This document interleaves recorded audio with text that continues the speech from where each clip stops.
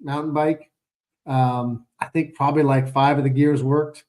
And I started in November, so there was a lot of like salty slush going on.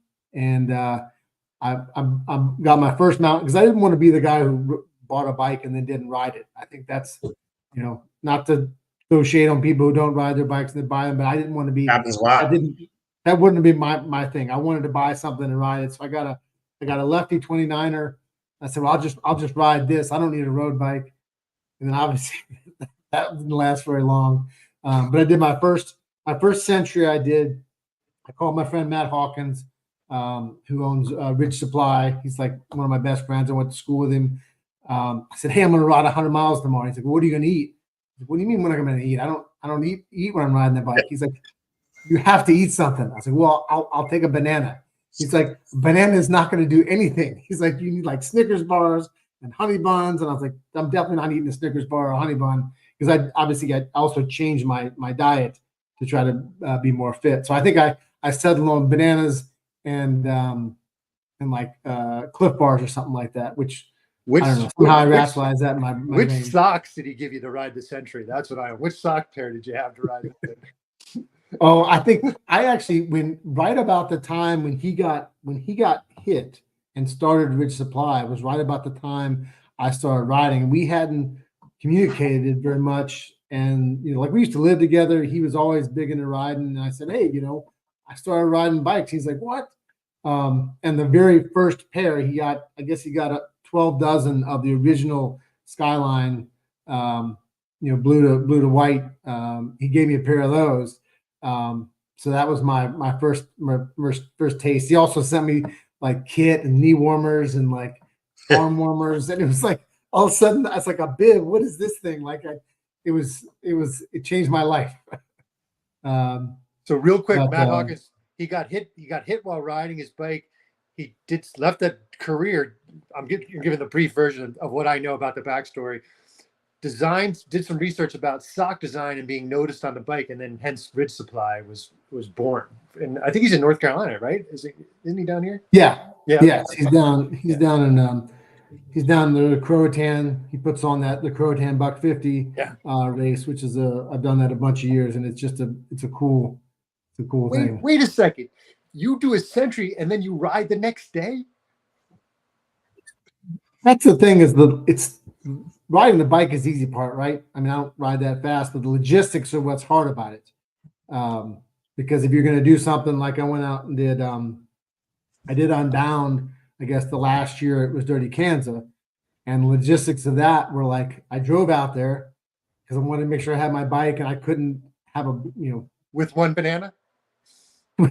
I did eat more than one banana on that one.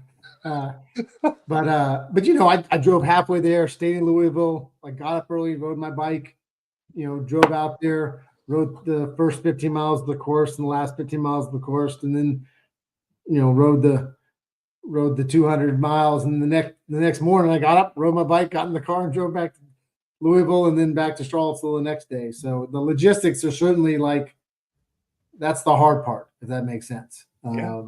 Because you do get up the next day and ride it, and it's not always like comfortable on the saddle, and it's not always comfortable with your quads, and but it's always riding a bike's always fun, man. Unless there's ice, it's always fun. Yeah.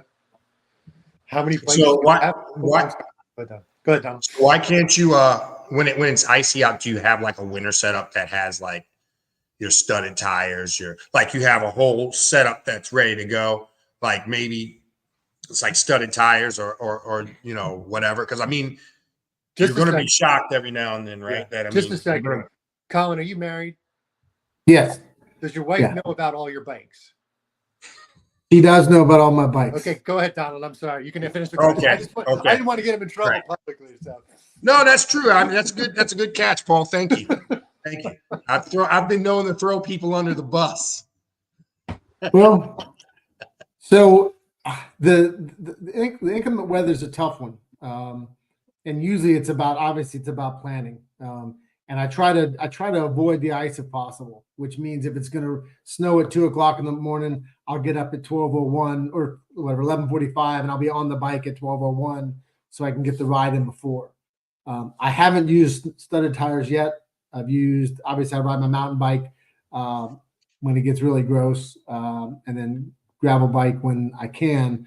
But the ice part is I've gone down the past couple of winters. I've gone down at least once because like the temperature dropped when it wasn't supposed to, or I hit like a cold spot in the area, and that's really not fun.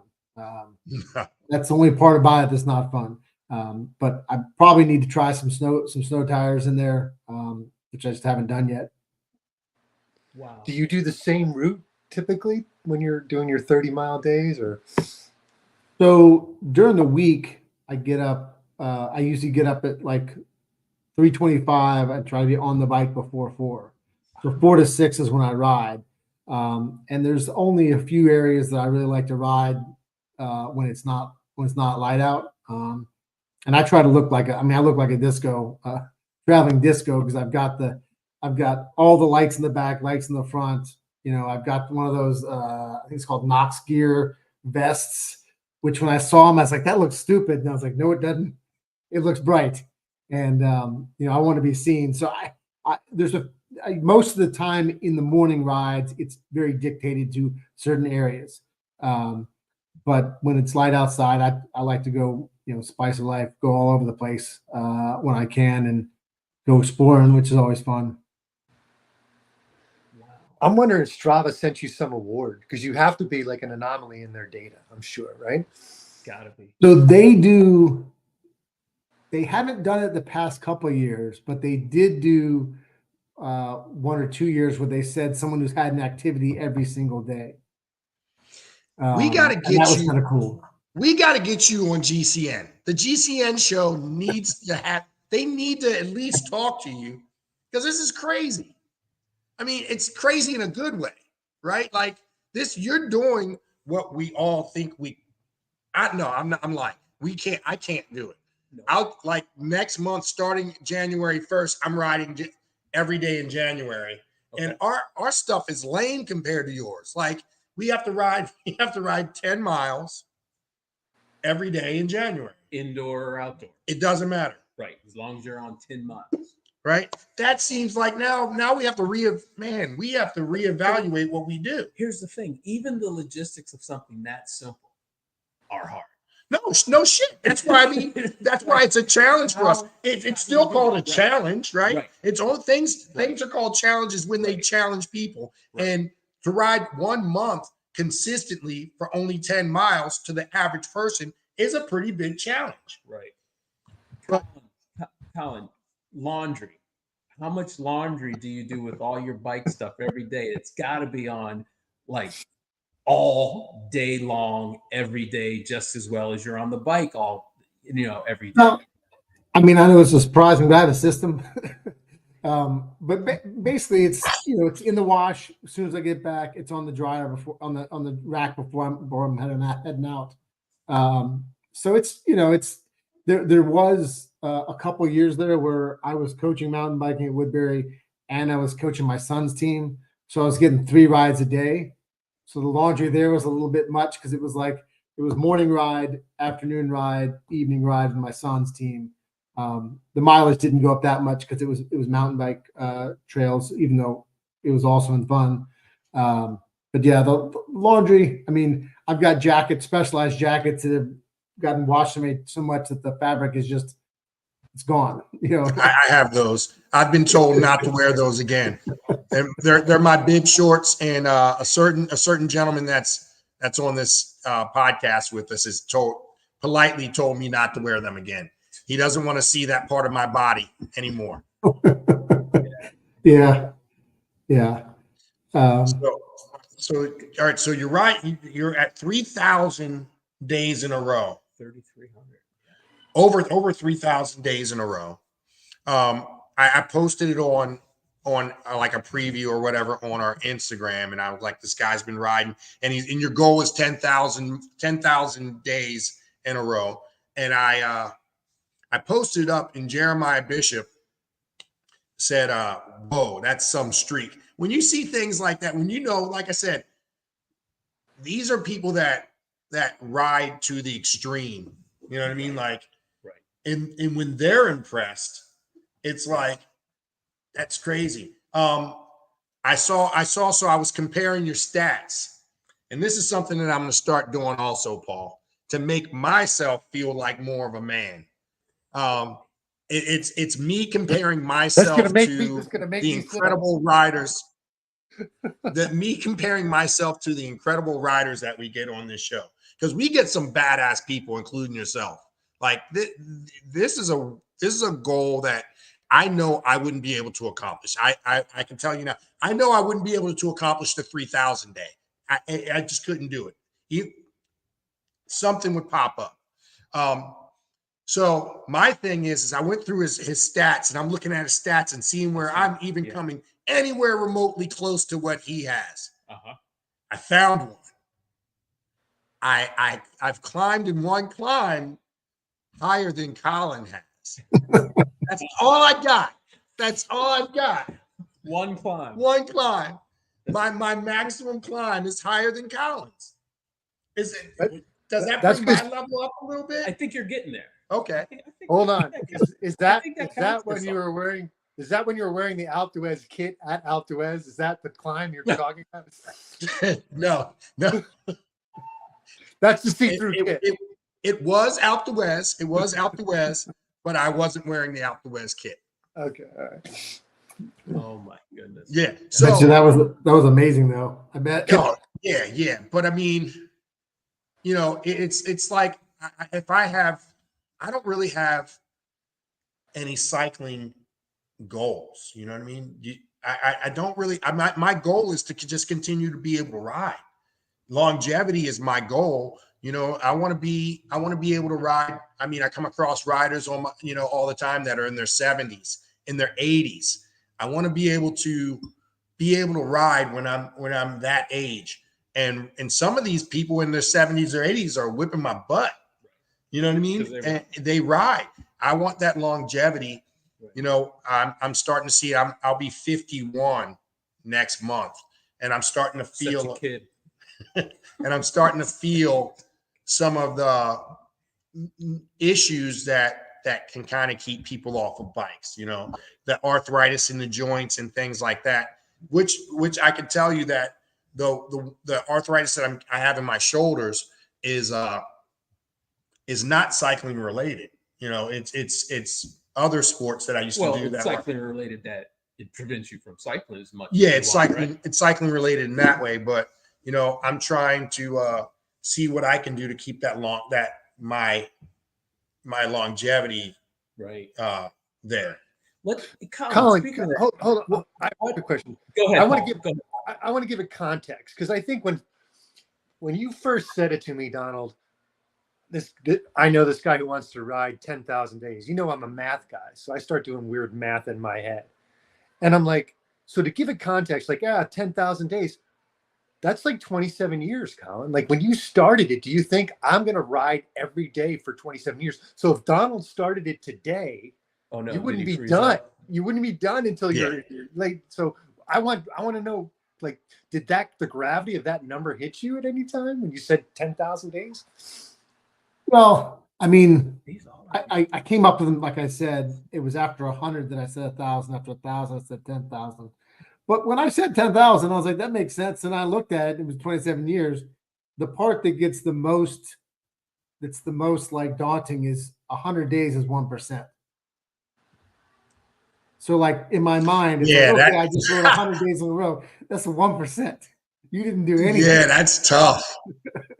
So I would quit. I would quit at that point.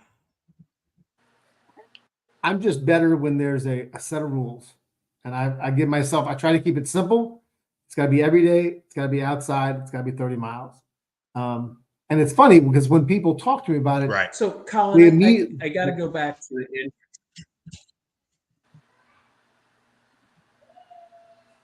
we're locking up a little bit. Yeah, it's all right.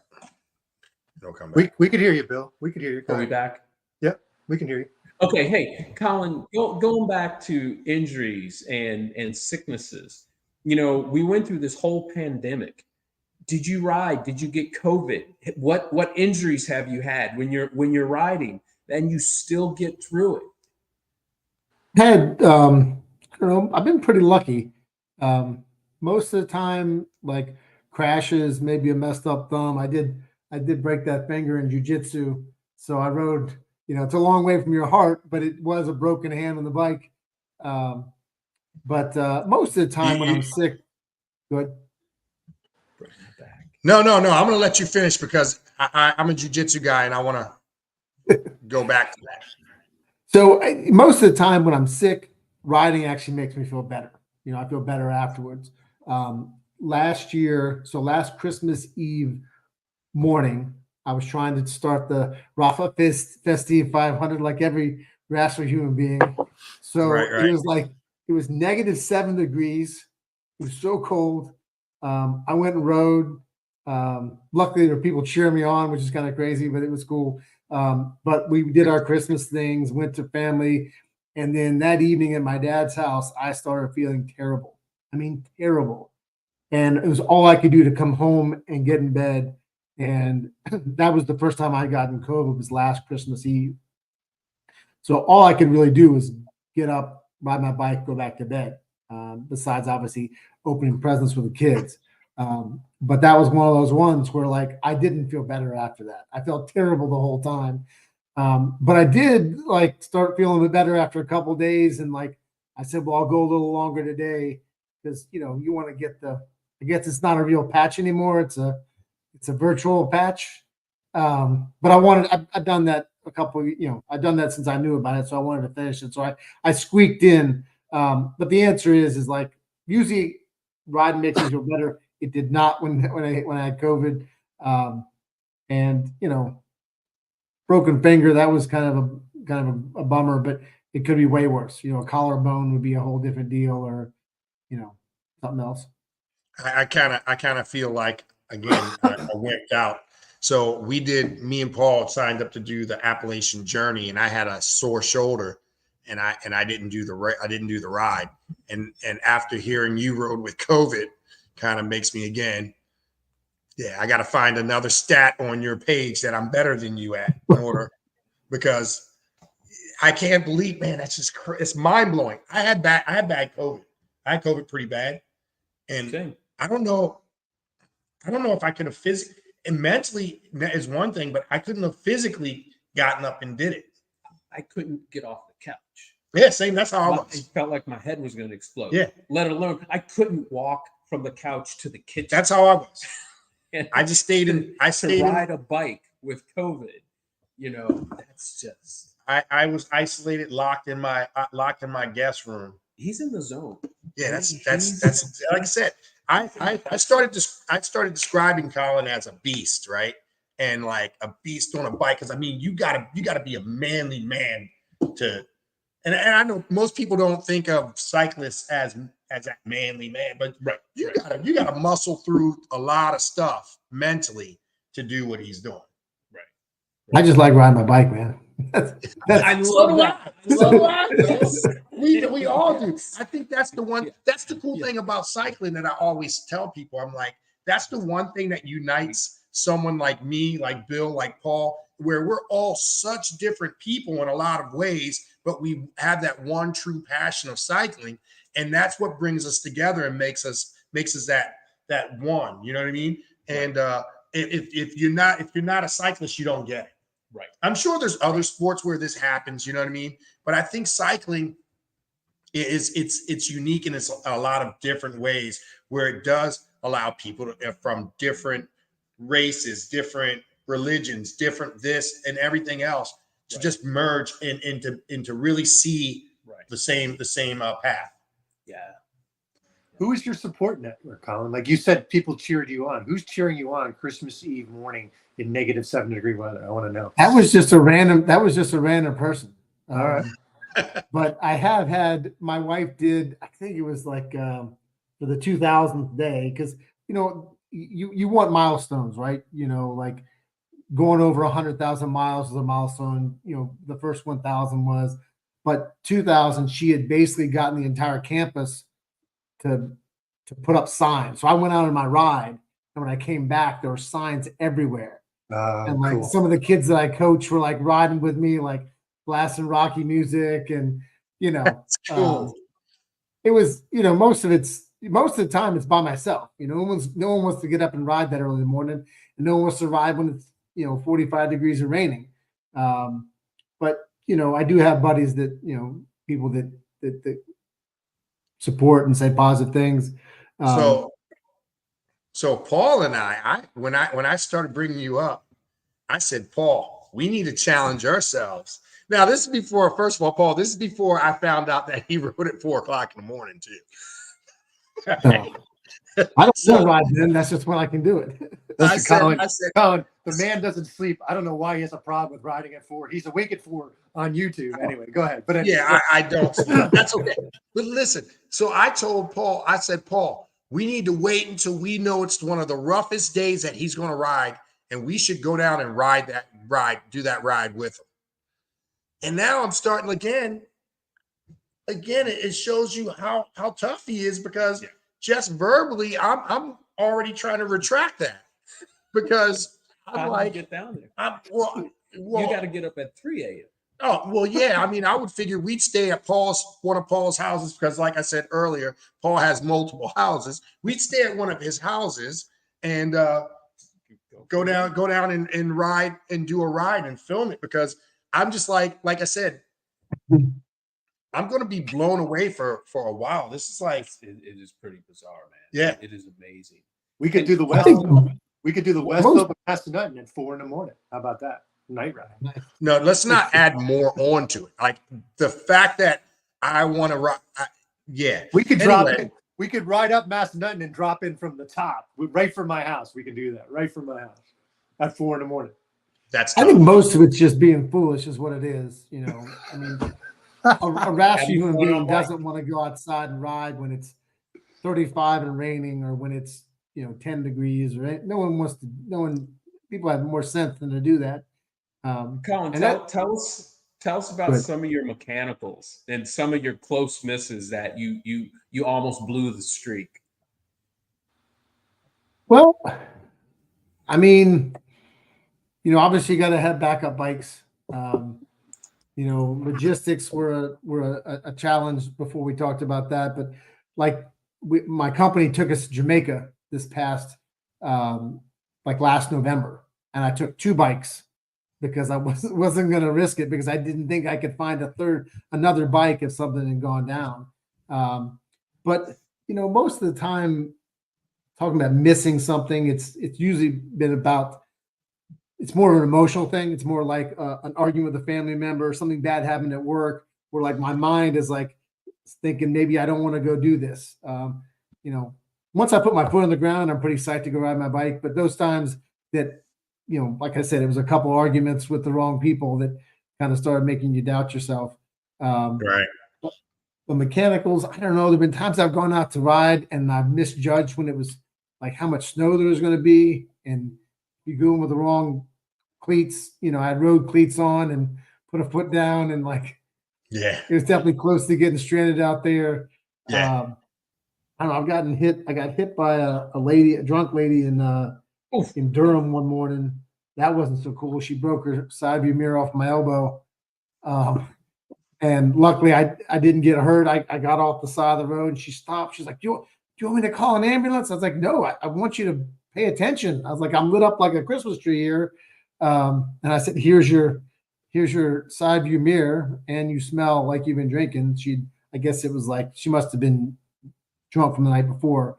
But that was kind of sketchy. But wow. Most of the mechanical stuff is pretty normal, flat tires, torn sidewall, that kind of thing. And, you know, that you do have to pay attention to, like, if that happens, you have to have time to deal with it, if that makes sense, to get back and switch out bikes, or to plug a tire, or, you know, whatever you're dealing with. When I got my first Di2 set up, it was really because it wasn't that much more expensive when I got it, and I'm not as fast as switching out cables as I should be. And that, you think about, that's not a big deal, but like, you know, it is, because if you don't have time to be switching cables, you need to be able to Right. Yeah. Right. Yeah, it's true. So what bikes are you riding? What have you done this on one bike? How many bikes have you gone through in order to keep the streak alive? So my first bike with that was that Lefty 29er that I bought myself, Cannondale, and then I got a Diverge. It was like the Smart Weld 2014 or 2015 Diverge, Right, E5. and that's probably got like, I think it's got like 27,000 miles on it. And then I got another Diverge after that, which was a little bit of a step up, and that's got 32,000. And I've got a newer Diverge, which is the 2021 one that was Ken's, and that's got like 32,000 miles on it. So So a lot of are they carbon or are you running aluminum? I went with carbon on the second and third ones. I'm not sure if I need that, but it was what I did. I think the so. wheels, the wheels, I've certainly gone through some wheels, and I found that the carbon wheels have been much more durable because the aluminum, the alloy wheels, I was getting like 10,000 miles out of them. And they were cracking in trash. Yeah. So Wow. So for people that don't know the difference between the carbon wheels and aluminum wheels, aluminum has a much the fatigue factor in aluminum is much lower or higher than it is in carbon. Carbon, you can kind of sit there and flex it back and forth all day long. It'll wear you out before you wear it out, right? If you took an aluminum rod and you bent it back and forth a handful of times, it's going to snap. So with that being said, I would think that a carbon frame, carbon wheels, and things like that would probably suit you a lot better anyway. But yeah, that's awesome. And then I got a couple Tarmacs that I like riding those. And then that Surly Traveler's Check got the that's down here. The couplings on there. Took that to we took that to Iceland. That was an approved bike going to Iceland. Go ahead. Nice. So you have couplers, you said? Well, that travel Surly Traveler's Check, it has was it CNC couplers. And it's threaded. It comes apart into two triangles and goes into a suitcase size case. And it's a full, 29 wheel, and it's a steel bike, but it was a good setup. I'm surprised you haven't been. What you're saying is we're only up to 6 bikes. Hold on. I think there's more. Okay? There's more. That's what he was counting them. Tell us about number 7, Colin. Go ahead. Well, that's a turn. It's a folding bike, and it's actually got it's a road bike, but it's got like 20-inch aero wheels. I got it used, but it was a backup bike to travel with because it can fold up. I do have a lot of specialized bikes, and then there's a couple more. My plan was to do the Tour Divide. So I got a Rodeo Labs Flanimal and set that up with 650B wheels and got like chunky tires on there. Nice big tires. And then but I haven't that since I switched jobs, that hasn't happened yet. So I haven't given up on it yet. But that's definitely the right bike for that. And then the last one's my Stumpy. That's what I ride when it snows or when I'm, I love riding mountain bikes with friends. I'm not very good at it, but I definitely enjoy it. So, Colin, you're going to do the Grand Depart when you do the Tour Divide? Is that in the plan? You're going to leave when everybody else does? That's in the summer. I guess that's the beginning of the summer, isn't it? Late spring, yeah. You, of all people, though, have experienced a lot of the adverse conditions you would get in that first week, though, right? I did think a lot about, because when I first started, I was wearing like sandwich bag sock, like that was, I don't know what I was thinking until I got like proper winter boots. Once I did, I was like, you're an idiot. I don't know why. I guess if you don't have the proper equipment, you maybe won't appreciate it until you didn't use it without it.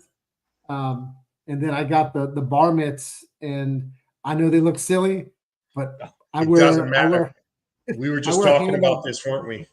Yeah. Me and Bill were just talking about bar mitts. They are. I wear hand-up gloves down to 10 degrees, and they're not that cold. Yeah.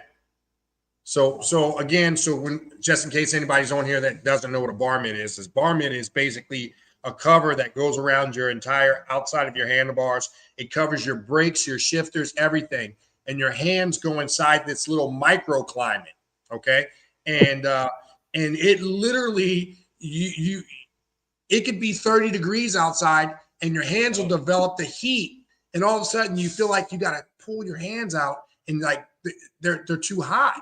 It's the craziest thing. So if you've been riding a lot during the winter and you've been suffering from like your fingers just getting so cold that they hurt, once you go to a bar mitt and you realize how it was a game changer and you should have did it years ago and that you suffered for years for no reason, you look like you feel like the biggest fool because they work so good. It's a game changer. It literally will allow someone that doesn't want to ride outside because it's too cold to at least take care of their hands.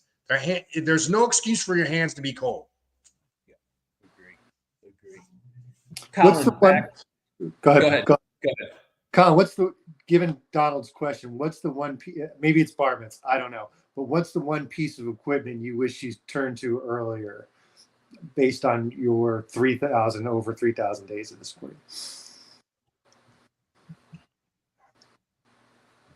I mean, the bar mitts definitely are key because my feet, I can handle cold feet, but the hands.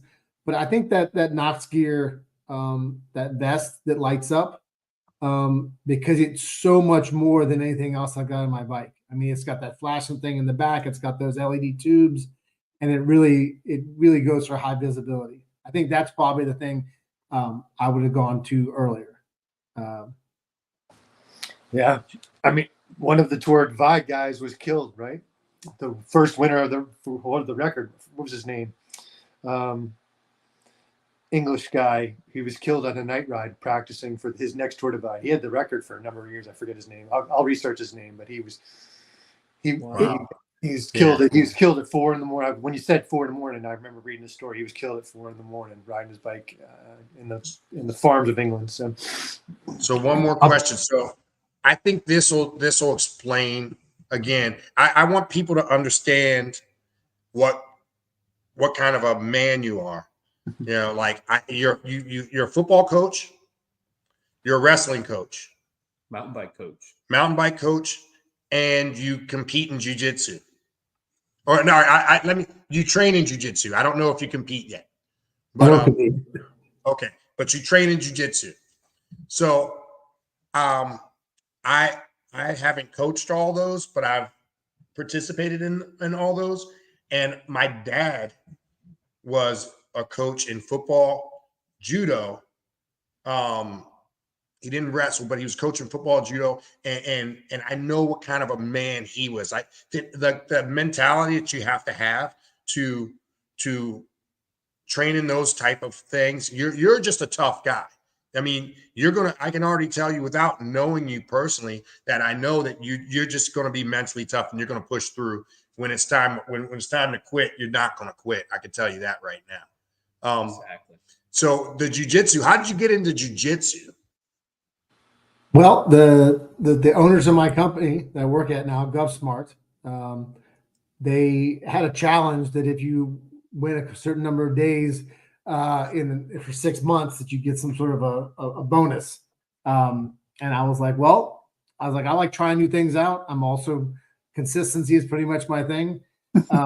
And it's interesting because, I thought that wrestling would translate very directly with jiu-jitsu. And the fact that the mat, like whether you're up or down, doesn't matter. There were so many lessons I learned. You kind of want to be like, and that's not how it works. To kind of like step back and not get all like, don't try to brute force it. You got to figure out how to do it the right way. And I know that this is a cycling podcast, but trust me, guys, that was for my own. That was a question for me. Again, me being stingy, I get it. But that was a question for me because, like I said, I want to know, I want to know more. Like, the more he talks and tells the stories, the more I want to know about him. You know what I mean? Like, Do you have any books that you want to write in the future? Yeah, I've been working on basically the lessons I learned riding bikes. You know, the idea like Nice. there's things that you can't. I mean, you can talk about them like momentum. If you've ridden a mountain bike in the snow, you understand how important momentum is. Because if you don't have the momentum, the second you put your foot down trying to start again, is like it's almost impossible. Right. Or you can be on Strava and looking at someone's segment, being like, "Man, they rode that slow," but you have no idea what kind of headwind someone's dealing with, right?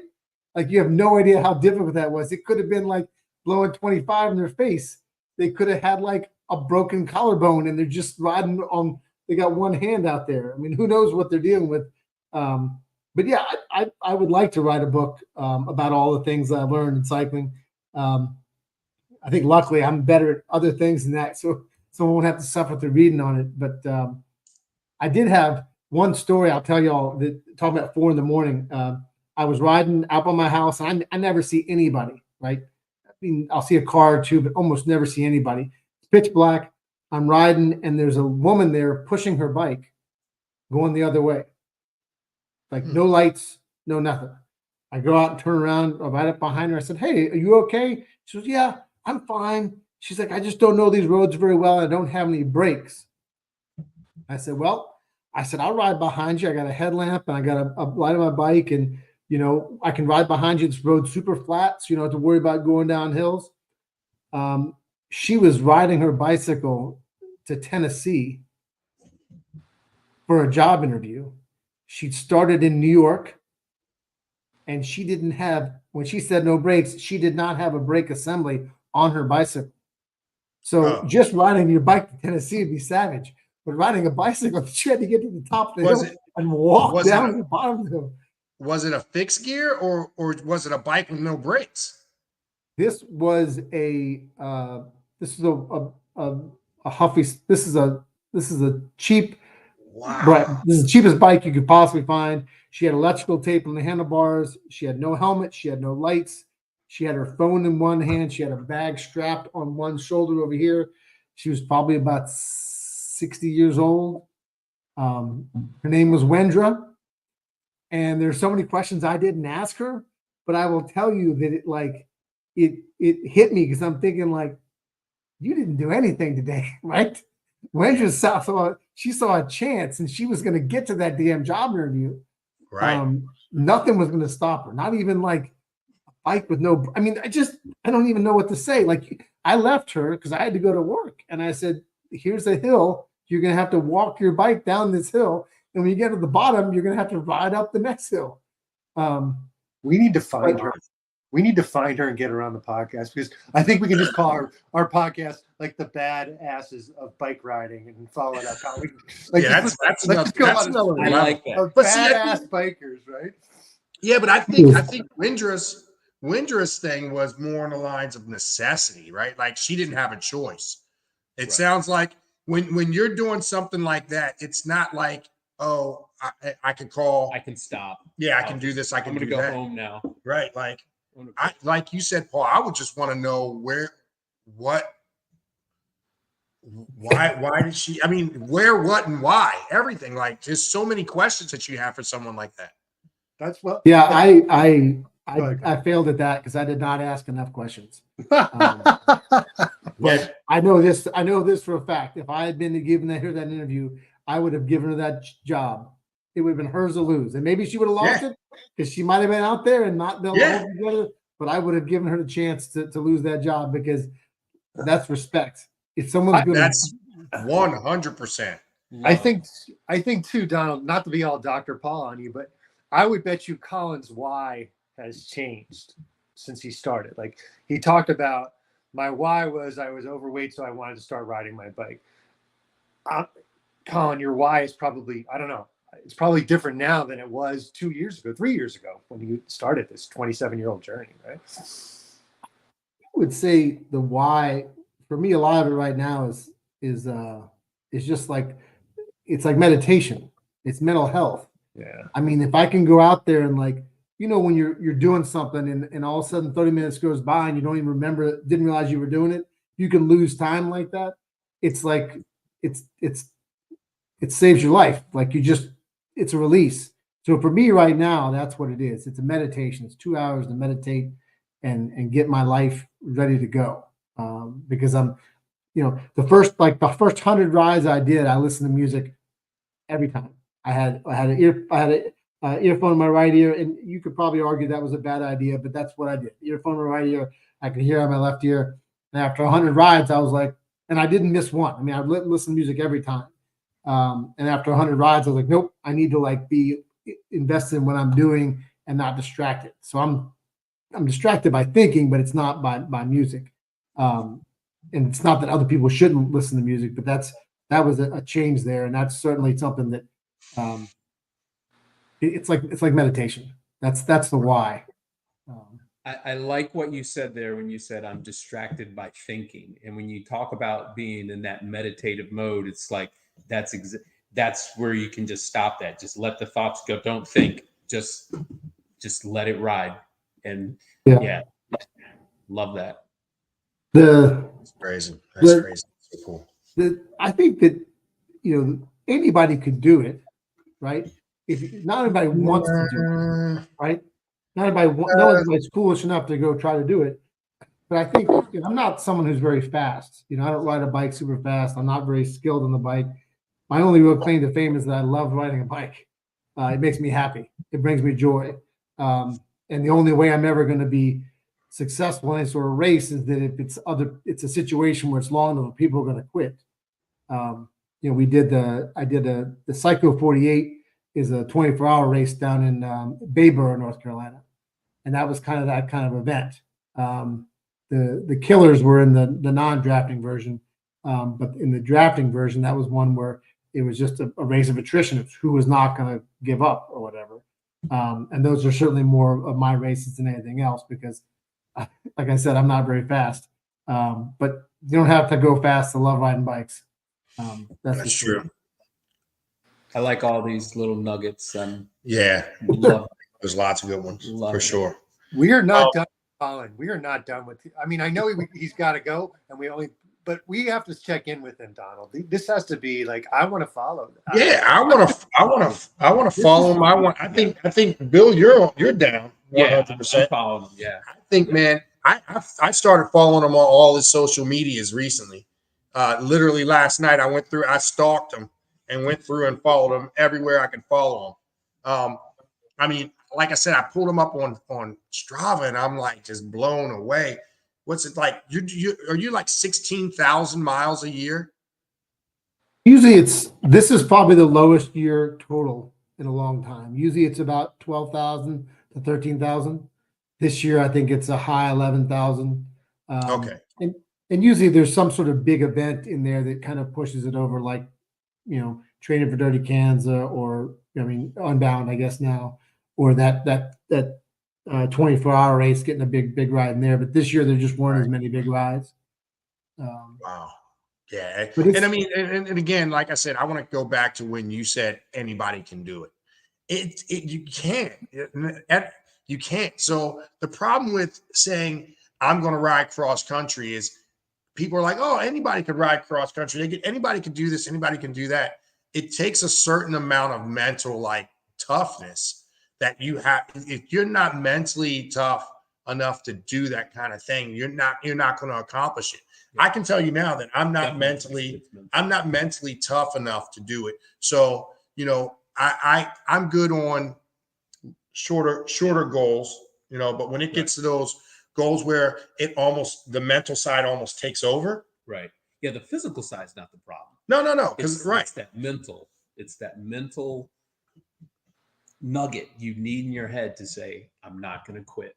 Yeah. I'm going to keep going. Yeah. I mean, the physical's there. Everyone has the physical. And I think everyone has the physical. I get it. Once that mental becomes routine, it gets easier, but it also gets easier for you to have an excuse to stop, right? People give you excuses to stop all the time and give you reasons to stop. And you can use those as excuses. You know what I mean? Right. Like, it's just too easy. People give you layups when it comes to excuses to stop doing this or stop doing that.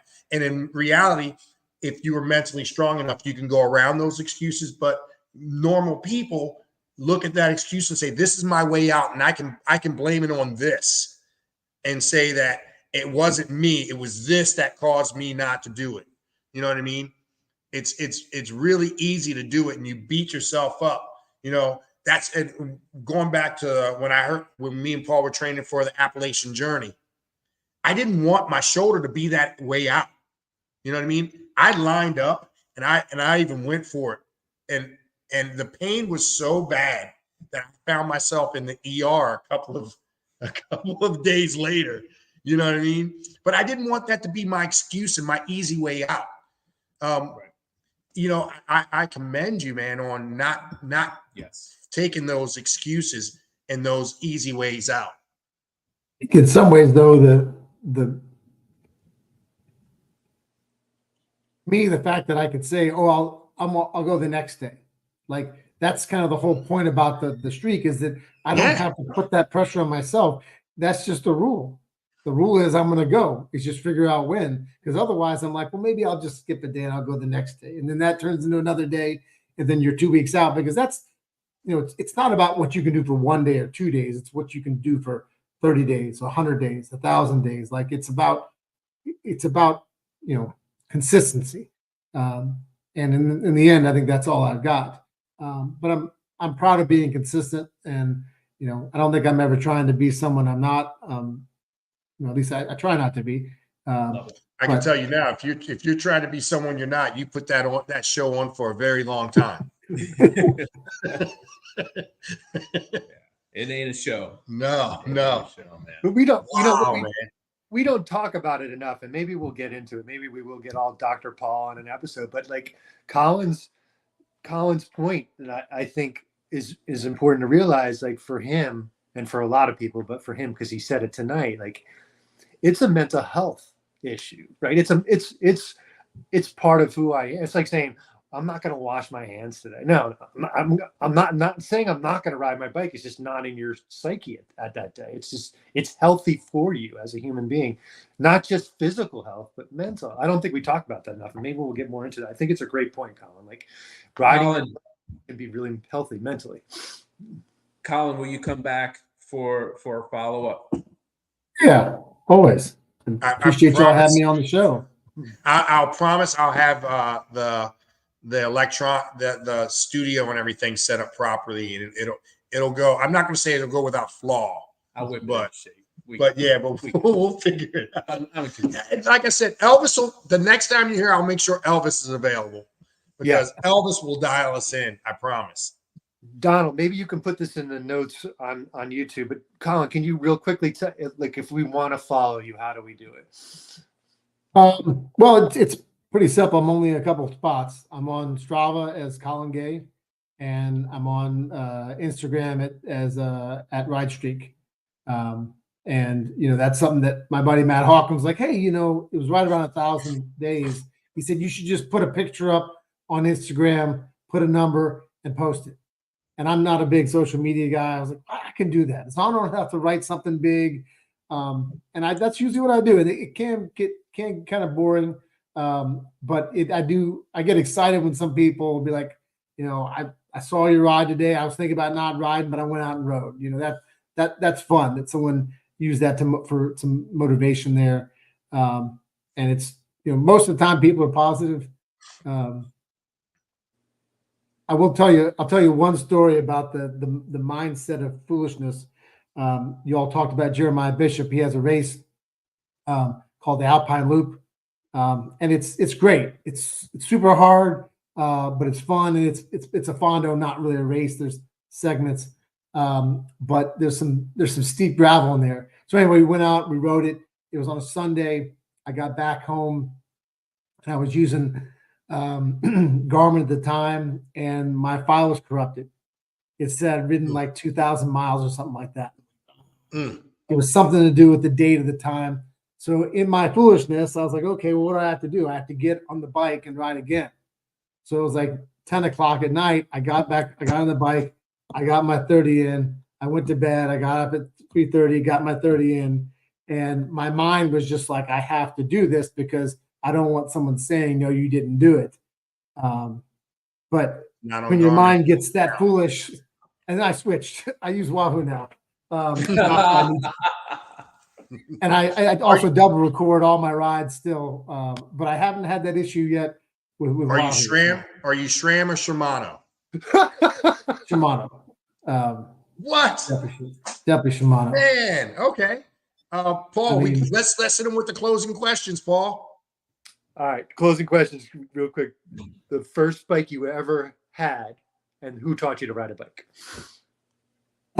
It was a Schwinn. It was like the traditional, like red and white with chrome and stuff like that. And I'm sure it was my dad on our farm in the grass. Very cool. Very cool. Colin, we're not done with you yet, man. We're gonna get you back on.